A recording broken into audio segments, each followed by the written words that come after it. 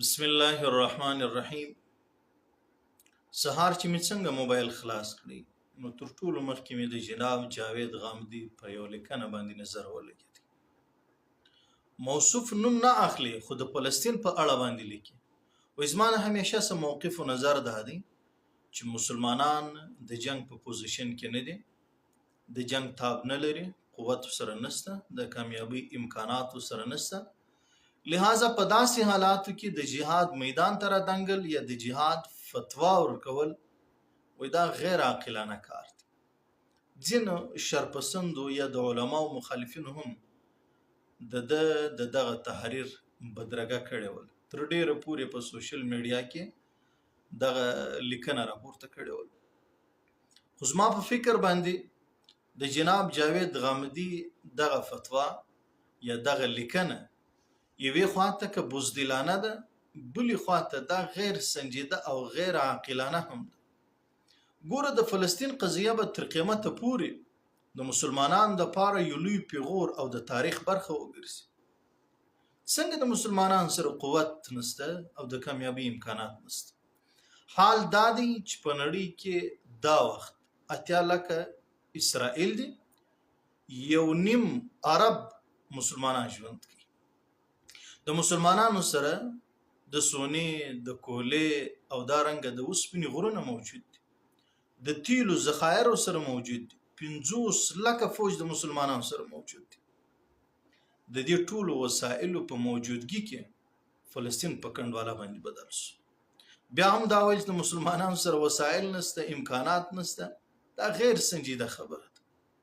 پاکستان ایټمي ملک دی، د جدید عصر جدید اسلحه ورسره دي، لیکن د اسرائیل و طرف ته ډبره ورغورځول عمر باندې حرام.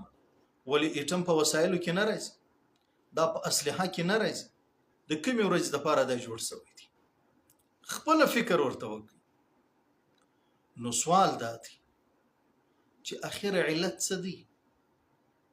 هغه کوم علت دی، هغه کوم وجوهات دي چې د مسلمانانو کمزوري بلل کېږي؟ دوی وجې دي چې د مسلمانانو پر سر باندې نن چپلاخه برابره ده. کله یو هیواد د خاورو سره خاورې کېږي، کله د مسلمانانو بل هیواد د خاورو سره خاورې کېږي. دوی وجې. اولنۍ وجه دا ده چې د مسلمانانو حکمرانان د غفلت په خوب باندې بیده دي، بې حسه دي، هیڅ شعور پکې نشته او خوف وزړو ته نوتلی دي. په عوامو کې جذبه د جهاد، جذبه د شهادت موجود ده. افرادو کمی هم نه ده. که چیرې یو نظم ضبط جوړ شي د مسلمانانو د ځوانانو خبره خو یوې خواته که په دې مقدسه جنگ کې د فلسطین په جنگ کې به د امت مسلمه خوندې او مندې هم په شوق باندې حصه واخلي. نو عوام هغه جذبه د جهاد لري، جذبه د شهادت لري، په حکمرانانو کې غفلت دی. دا اولنی وجه ده. دوهمه اصل وجه د جمهوریت د فرضي کرښې دي. بس هر یو د جمهوری اصول ته په خپل دماغ او ذهن کې ځای ورکړی دی چې زما مځکه خو محفوظه ده، لله الحمد، یو شی نشته. فلسطین د مسلمانانو مځکه ده خو زما مځکه نه ده. دا هغه جمهوری فکر دی. در کوم وخت پورې چې د امت مسلمه د سینې څخه دغه فرضي کرښې لرې سوي نه، دا بدبختي به روان. نن صرف فلسطین په دغه اور کې سوځي، سبا به ډېر نور عرب هیوادونه د دغه اور خوراک ګرځي او دا به ادي چې ګریټر اسرائیل ورته وایي هغه به بیا ورڅخه جوړیږي. ولې؟ مړ دا فرضي کرښې منلي دي. او د تعجب خبره ده کله چې پر جمهوریت باندې تنقید کیږي نو ځینې کسان د دفاع دپاره رامخته شي و یو کفري جمهوریت دی او بل اسلامي جمهوریت دی. نن دوی هم ژاړي وایي لار راکړي چې موږ د اسرائیل کم حشر درته کوو. دا چیغې خو موږ د وخته څخه وو چې دغه فرضي کرښې د جمهوري اصول دا مشترک دي، په دې کې هیڅ اسلامي نشته. که اسلامي جمهوریت وي د اسلامي جمهوریت د لارې به تور رسېدلی ولې، خو نشي ورکړلی. کوم جمهوریت چې غرب دلته وضع کړی دی پر هغه باندې به عمل کوي. دا غیر قانوني دي ستا لپاره چې ته اوس د خپل هیواد څخه هغه هیواد ته ورځې. دا غیر قانوني کار بلل کېږي. دلته زه د هغه خلکو نفي نه کوم، کومو کسانو چې د فلسطین سره امداد کړی دي، چې ورپی چاندای ورکړي، د دې دپاره یې غږ پورته کړي، د دې دپاره یې مظاهره او لاریون کړی دي، د هغه ټولو موږ تایید کوو.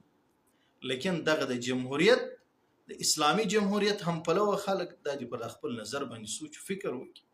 په جمهوریت کې د مسلمانانو دپاره هېڅ بقا نشته. اسانه مثال یې زه در کوم. پر افغانستان باندې حمله وشوه، 50 اسلامي ممالکو تماشه ورته کول. لکه د لوبو میدان ته چې راغلي د فوټبال میچ درته شروع وي، خلک یې ننداره کوي. څوک د دفاع دپاره راغلو.